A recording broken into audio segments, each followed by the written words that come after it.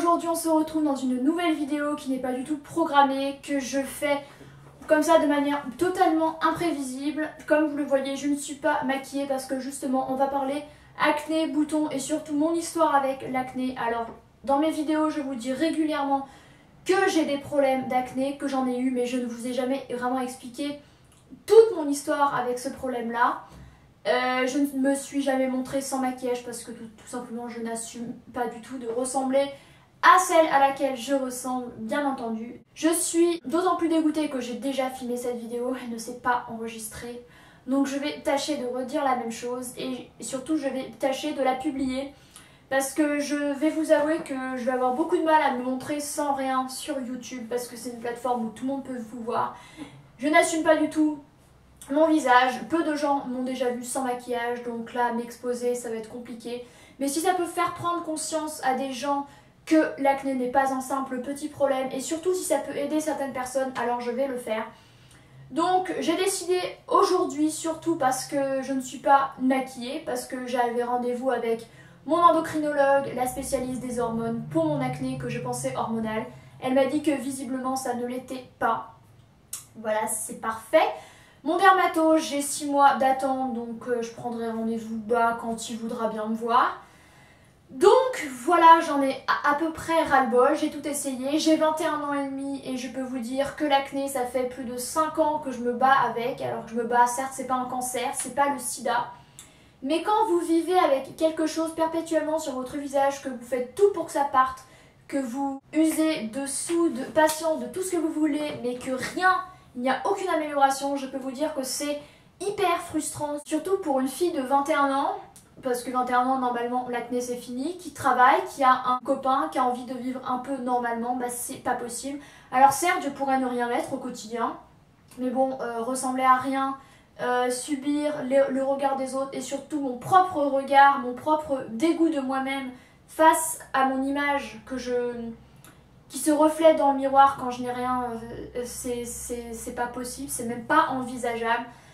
Donc je vais vous expliquer un peu tout ça. Donc en fait l'acné j'en ai eu un peu au collège comme tout le monde, mais avec 2-3 boutons en 4e, 3e, rien de très grave, je me mettais un peu de correcteur et c'est tout. Mais c'est surtout en première et terminale, et surtout en terminale que j'en ai eu beaucoup. J'avais la peau très grasse avec pas mal d'imperfections, mais c'était pas non plus catastrophique, c'était surtout ma peau qui était dégueu en fait. Malgré beaucoup de soins que je lui mettais dessus, mais rien à faire.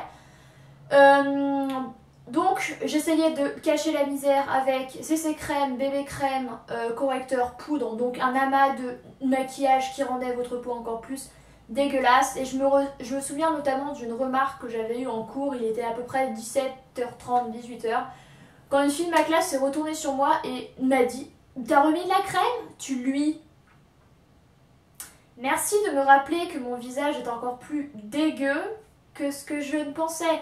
Parce que toi, tu fais tout pour cacher la misère avec du maquillage. On te dit que non, avec le maquillage, limite, c'est pire. Alors, quoi de plus frustrant? Donc, je l'ai très très mal pris dans le sens où ça m'a encore plus humiliée avec mon problème. Alors que quasiment toutes les filles de ma classe avaient une peau nickel. Même celles qui fumaient et qui buvaient. Super, l'injustice, bonjour. Donc, mais bon, j'ai fait quand même avec. Mais alors, en septembre qui a suivi, donc en septembre 2013, pour ma première année post-bac, ça a été un cataclysme. Tout est sorti après l'été, j'en avais de partout. Donc, je n'avais déjà pas confiance en moi, je me trouvais moche. Je commençais une année d'études qui ne m'a pas du tout convenu, donc je me sentais pas du tout à l'aise, donc c'était pire. Ensuite, j'en ai eu ras-le-bol de ressembler à rien, clairement. Donc j'ai pris rendez-vous avec le dermato, j'ai dû attendre le mois suivant pour avoir mes règles, pour faire la prise de sang, parce que je voulais prendre Roaccutane, il m'a prescrit Roaccutane. Donc vous connaissez les effets secondaires de Roaccutane. Je ne vais pas non plus vous plomber le moral avec celles qui sont sous Roaccutane ou qui souhaitent le prendre. Mais évidemment il y a des effets secondaires comme l'assèchement de toutes les muqueuses, saignement du nez, mal aux muscles, aux os et surtout effet de dépression. Voilà, et d'ailleurs c'est un médicament qui avait été retiré du marché parce qu'il avait causé des suicides. Alors c'était déjà pas une période facile pour moi au niveau des études parce que je m'étais rendu compte très vite que c'était pas du tout fait pour moi. Mais pendant ce traitement j'étais en plein stage dans une rédaction vers chez moi. Et donc sachez que du premier mois au 5-6e mois, tous les boutons ressortent. Donc au début il n'y a pas d'effet, ça apparaît à peu près au bout du 3e mois où tout ressort. Donc tu as encore moins confiance en toi. Mais bon, tu te dis que c'est qu'une passade et que ça va aller mieux. Donc j'ai ressenti ces effets de dépression, effectivement. À la rédaction, un tout petit truc m'arrivait, ça prenait une ampleur mais considérable. J'ai saigné 5 fois du nez, mes lèvres étaient toutes craquelées, donc enfin très sèches, donc je me mettais à peu près du stick à lèvres toutes les 30 minutes. J'ai encore 2 ans après les lèvres très sèches et sensibles.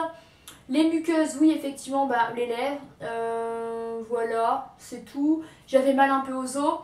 Mais surtout, il y a quand même des effets positifs à Roaccutane, je précise. Ça assèche la peau, mais pas non plus hardcore. Ça dépend des personnes. Mais disons que votre peau, même à minuit, 1h du mat, elle est encore nickel, elle brille pas du tout. Donc ça, c'est un effet hyper positif. Et surtout, vos cheveux ne graissent pas, vu que bah, même le cuir chevelu est asséché. Donc je ne me lavais les cheveux plus qu'une fois par semaine. Donc ça, c'était génial. Après, ça allait mieux vers des 6 mois aux 10 mois du traitement. J'ai arrêté le traitement. Et là, vers 2-3 mois après, donc en février 2014... non, 2015, pardon, ça recommençait à revenir les boutons. Donc pour moi c'était une catastrophe parce que mon dermato m'avait limite affirmé que je n'aurais plus jamais de boutons. Donc bon, j'ai vécu avec et tout ça. Après j'ai fait une saison, enfin 5 semaines dans le sud-ouest où ça s'est très très mal passé. Donc le stress accumulé, plus tout ça, plus le soleil. Pourtant je ne m'étais pas du tout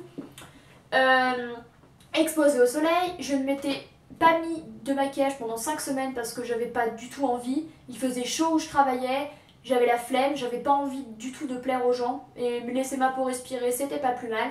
Et à l'époque, je me plaignais quand même de 1 ou 2 boutons et de quelques cicatrices. Si je pouvais remonter dans le passé et dire à mon ancien moi que 1 an plus tard ce serait pire, je pense que j'aurais arrêté de me plaindre, mais c'est pas grave. Et là, en revenant en août, donc mi-août de l'an dernier, j'ai recommencé à me maquiller normalement pour aller voir mes amis et tout ça, parce que même avec quelques boutons, je n'assumais pas du tout que les gens me voient dans cet état. Et là, c'est revenu tout en septembre de manière assez importante, donc j'ai été dans un état, ça m'a rendue folle, parce que voilà quoi, tu fais un traitement pendant 10 mois, hyper intense, qui te bouffe le moral, ton énergie, ton humeur, et en fait après c'est pire. Donc mais bon, j'ai quand même réussi à jongler avec quelques produits pour faire en sorte que ça ne devienne pas pire. Et en mai j'en ai eu marre. Je suis allée voir une endocrinologue, la spécialiste des hormones, parce qu'on m'avait dit que mon acné était hormonal. Comme je vous l'ai dit, apparemment ce n'est pas le cas, mais à l'époque elle m'avait dit que ça l'était sûrement, donc elle m'a prescrite la Diane 35, la fameuse pilule qui avait été retirée du marché, qui a été remise. Parce que c'est soi-disant une pilule contre l'acné. 4 mois plus tard, donc aujourd'hui, aucune amélioration, voire c'est pire. En juin, il faut savoir que ma peau allait un peu mieux. Mais j'ai quand même fait un masque au zinc, au charbon et au cuivre de Sephora. Et là, ça a été pire. Alors dans le même temps, j'avais commencé ma pilule, j'avais fait ce masque. Et je faisais également régulièrement le gommage et le masque, qui est un traitement de chez Référence contre les cicatrices. Et je crois que ça a été une très mauvaise idée, ça a tout fait ressortir. Et depuis juin, en fait, et ben tout là, vous allez le voir ou pas forcément, mais c'est pas plus mal si vous ne voyez pas tout, histoire de ne pas vous effrayer. Tout là, j'ai une barre de boutons, voilà. Et depuis 3 mois, notamment ici, j'ai eu un bouton, je l'ai touché, et puis voilà, il y a une sortie de bouton tout au même endroit. Après, ça a été là. Et mes 2 mois d'été, j'ai passé mon temps à me protéger avec de la crème solaire. Parce qu'il ne faut pas exposer son visage au soleil quand vous avez des boutons et des cicatrices, parce que c'est pire après. À traiter avec des soins adaptés. Je suis même allée chez The Body Shop pour acheter un sérum anti-imperfection, un sérum je sais pas trop quoi, une huile essentielle, un gel lavant et même un beurre démaquillant qui soit mieux pour la peau, que je vous ai montré dans mon dernier haul soins et beauté, mais aucune amélioration clairement. Alors un petit peu depuis quelques semaines à ce niveau ici, puisque mes boutons disparaissent quand même un petit peu finalement, mais évidemment ils laissent des cicatrices, sinon c'est pas drôle. En plus ça remonte de plus en plus vers la joue ici, j'en ai là Ces boutons, je sais pas si vous allez me les voir, mais ça fait peut-être limite 1 mois et demi que je les ai. J'ai beau les badigeonner de ce que vous voulez, ça ne part pas. Donc clairement, je ne sais pas d'où ça vient, si c'est pas un problème hormonal. Donc l'endocrino m'a proposé d'arrêter la pilule pendant 1 mois pour voir si c'est pas vraiment un problème hormonal grâce à un bilan hormonal. Combien de fois j'ai dit le mot hormonal, je ne sais pas. Donc moi j'en ai ras-le-bol, donc je vais essayer pour voir si c'est ça. Je vais prendre rendez-vous avec le dermato, je ne sais pas quand, peut-être d'ici là ce sera encore pire, ou peut-être d'ici là j'aurai plus rien. Donc je voulais vous parler de ça parce que pour vous expliquer mon problème, pour dire à celles et ceux qui ont le même souci que vous n'êtes pas tout seul, et surtout expliquer à ceux qui n'ont pas ces problèmes-là ou qui jugent régulièrement les gens qui ont des problèmes à ce niveau-là, d'arrêter de le faire parce que très souvent l'acné est une maladie, on n'a aucune influence dessus, ce n'est ni dû à l'alimentation, ni à une mauvaise hygiène de vie, ni à une négligence de quoi. Personnellement, j'ai usé de patience, de sous, d'argent, vu que j'ai dépensé des centaines d'euros, et ce n'est pas une blague, entre les médocs, entre les produits. Si vous saviez le nombre de produits que j'ai achetés contre l'acné, mais vous en reviendriez pas. D'ailleurs, je vous ferai peut-être une vidéo avec tous les produits que j'ai utilisés, mais préparez-vous, il y en a plus de 20. Je suis quelqu'un qui a vraiment honte de ça. Certaines filles vivent très bien avec, pas moi. Quand je me regarde dans la glace, ce que j'évite de faire, et surtout quand je suis démaquillée, j'ai soit envie de pleurer, soit envie de me lancer des tomates à la figure, parce que j'accepte pas en fait l'image que me renvoie le miroir, qui est bien différente de celui de la tête que j'ai quand je suis maquillée en gros.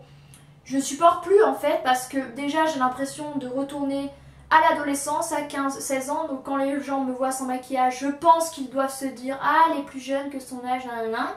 Parce qu'effectivement c'est plus les ados qui ont des boutons que les jeunes femmes. C'est également pour ça que je sors rarement sans maquillage parce que j'ai honte. Très peu de personnes m'ont vu sans maquillage. Aujourd'hui je suis sortie sans maquillage mais j'étais pas bien du tout, j'étais pas à l'aise. J'avais perpétuellement peur des remarques, des trucs, parce que forcément que tu te dis « Ah, cette elle a des boutons, c'est dégueulasse, et nanana ». Je suis la première à le dire quand j'en croise une, bien que maintenant je me le dise beaucoup moins, parce que je sais que c'est pas forcément c'est pas forcément de leur faute. Donc voilà, mais j'ai toujours caché ça sous du maquillage, parce que pour moi c'est inconcevable en fait d'avoir une peau dégueulasse. Moi qui suis si coquette, qui adore les fringues, qui adore le maquillage, mais c'est vrai que le soir quand j'enlève mon make-up et que je vois vraiment celle que je suis, je vous assure que ça fait très mal et qu'on perd vraiment confiance en soi. Donc quand mon copain me dit que je suis belle même sans rien, je vous avoue que j'ai du mal à le croire. Je sais qu'il croit ce qu'il dit, sinon il ne me le dirait pas, mais c'est limite pire quand il me le dit parce que moi je me sens tellement nulle en face de lui. En fait j'ai l'impression d'être une enfant, j'ai l'impression de pas faire suffisamment pour que ça parte.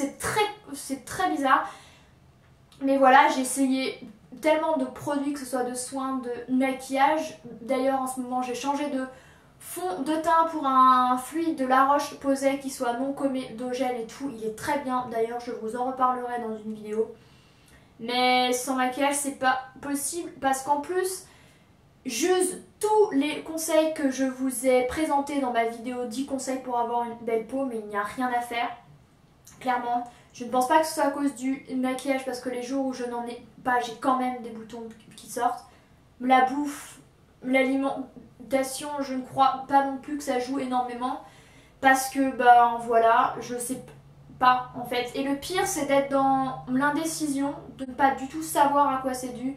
C'est terriblement frustrant. Alors je le répète, je n'ai pas une maladie incurable, quelque chose de très grave, mais à vivre au quotidien, je vous assure que c'est très compliqué parce que la seule chose à laquelle je pense le matin quand je me lève, que je sois chez mon copain ou chez moi quand il est là ou chez moi quand je suis seule, c'est de me dire j'espère que j'ai pas un nouveau bouton qui est arrivé. Franchement ça me bloque énormément dans ma vie de tous les jours. J'ai énormément de mal à vivre avec ça, donc je me cache sous le maquillage, mais c'est pas forcément une solution. Et surtout j'en ai ras-le-bol en fait de me planquer. J'aimerais bien parfois être naturelle, surtout quand je vois des amis à moi qui ont une peau nickel. Et je vous assure que c'est terriblement frustrant. Donc voilà, j'espère j'espère que j'ai bien tout redit, les infos que j'avais dites dans mon essai précédent au niveau vidéo. J'espère que je vais avoir le courage de publier cette vidéo parce que je vous avoue, de m'exposer comme ça, j'ai vraiment beaucoup de mal. Je ne vais quasiment pas faire de montage vidéo parce que ça voudrait dire voir ma face plusieurs fois et ça, c'est pas tellement possible. Je fais cette vidéo encore pour les gens, pour qu'ils comprennent que l'acné ce n'est pas forcément un tout petit problème futile qui va passer en 2 semaines, que c'est dû au stress ou que c'est dû, je ne sais pas, au soleil ou à l'adolescence, parce que ce n'est pas forcément le cas. Donc essayez s'il vous plaît, vous qui n'avez jamais eu de boutons ou qui n'en avez quasiment jamais, essayez de ne pas juger celles qui en ont parce que vous ne savez pas quel est leur problème. Parce que très souvent on prend vraiment soin de sa peau mais il n'y a quand même rien à faire. J'espère que j'aurai aidé celles et ceux qui ont des problèmes à ce niveau-là à ne pas vous décourager, bien que je sois la première à m'être découragée à ce niveau-là. Je vous avoue, avant de filmer cette vidéo, j'ai pleuré 2 fois, mais vraiment, parce que j'en ai ras-le-bol. Quand t'as un mince espoir que ça s'améliore et que finalement on te dit qu'il faut encore refaire des essais, qu'il faut encore attendre plusieurs semaines, voire mois, pour peut-être entrevoir une amélioration, c'est terriblement frustrant et t'en as juste ras-le-bol en fait. Donc voilà, j'espère que cette vidéo aura pu vous aider. Voilà, je me mets en scène comme ça devant tout le monde alors que personne m'a jamais vu sans maquillage, j'assume pas vraiment, mais au moins vous comprenez que j'ai des raisons de me plaindre à ce sujet parce qu'effectivement dans toutes mes vidéos vous me voyez maquillée, donc vous devez vous dire mais pourquoi elle se plaint. Voilà, le maquillage n'est pas forcément là pour cacher qui vous êtes, mais simplement à aider à vous accepter. C'est la raison pour laquelle je voulais faire le tag The Power of Makeup que je pense faire un jour. Mais en fait, une des raisons principales pour laquelle je ne l'ai pas faite était qu'il fallait se montrer sans rien sur YouTube et j'avais beaucoup de mal avec ça. Donc voilà, j'espère que cette vidéo aura pu vous aider ou je ne sais pas. N'hésitez pas à me laisser vos commentaires en barre d'infos si vous avez des questions au sujet de l'acné par rapport à mon expérience, par rapport à des produits ou à des techniques ou quoi, ou si vous-même vous avez des idées pour m'aider, je serais ravie de vous répondre et qu'on partage tout ça en commentaire. Et c'est tout ce que j'avais à vous dire, donc je vous souhaite une bonne soirée et je vous dis à la semaine prochaine. Salut à tous.